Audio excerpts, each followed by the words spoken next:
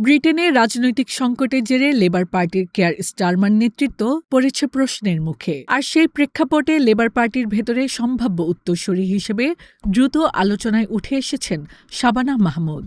মাহমুদ বর্তমানে home secretary এবং তিনি স্টারমারের ঘনিষ্ঠ সহযোগী হিসেবে পরিচিত। বার্মিংহামে জন্ম নেওয়া আইনজীবী থেকে রাজনীতিক মাহমুদ ২০১০ সালে এমপি নির্বাচিত হন এবং প্রথম দিকের মুসলিম নারী এমপিদের একজন ছিলেন।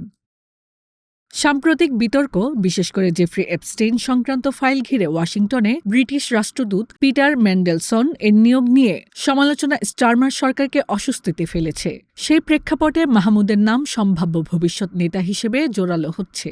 তিনি নেতৃত্বে এলে ব্রিটেন পেতে পারে প্রথম মুসলিম প্রধানমন্ত্রী, এমন আলোচনা এখন ওয়েস্টমিনস্টারে স্পষ্ট। তবে প্রশ্নটা শুধু প্রতিনিধিত্বের নয়, প্রতিফলনেরও। ইতিহাস বলছে মুসলিম বংশোদ্ভূত কেউ উচ্চপদে এলেই যে তিনি মুসলিম কমিউনিটির প্রত্যাশা বা ধর্মীয় আবেগকে অগ্রাধিকার দেবেন তা নিশ্চিত নয়। যুক্তরাজ্য ও যুক্তরাষ্ট্র দুই দেশেই এমন একাধিক উদাহরণ আছে যেখানে পরিচয়ের চেয়ে দলীয় অবস্থান, রাষ্ট্রের পররাষ্ট্রনীতি বা বৃহত্তর কৌশলগত স্বার্থই প্রাধান্য পেয়েছে। যুক্তরাজ্যে এর উদাহরণ আছে। সাদিক খান লন্ডনের মেয়র হিসেবে ধর্মীয় পরিচয়ের চেয়ে নগর প্রশাসন ও মূলধারার নীতিকেই গুরুত্ব দিয়েছেন। আবার ঋষি সুনাক, যদিও মুসলিম নন কিন্তু সংখ্যালঘু পটভূমি থেকে উঠে এসে দেখিয়েছেন পশ্চিমা রাজনীতিতে ব্যক্তিগত ধর্মীয় পরিচয়ের চেয়ে দলীয় নীতি বেশি প্রাধান্য পায়। আমেরিকায়ও একই চিত্র।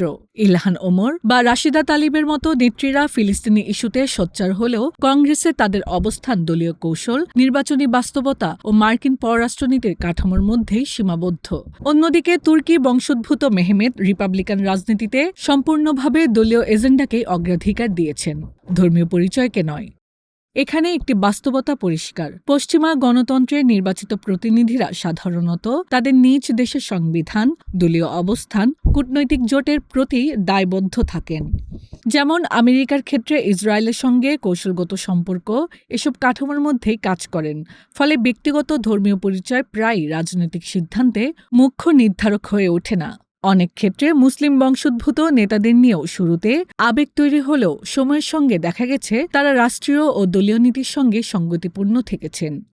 তাই এখন প্রশ্ন, শাবানা মাহমুদ যদি সত্যিই নেতৃত্বের দৌড়ে এগিয়ে যান, তিনি কি মুসলিম পরিচয়ের প্রতীক হয়ে উঠবেন নাকি ব্রিটিশ রাষ্ট্রনীতি ও লেবার পার্টির মূলধারার অবস্থানকেই বহাল রাখবেন?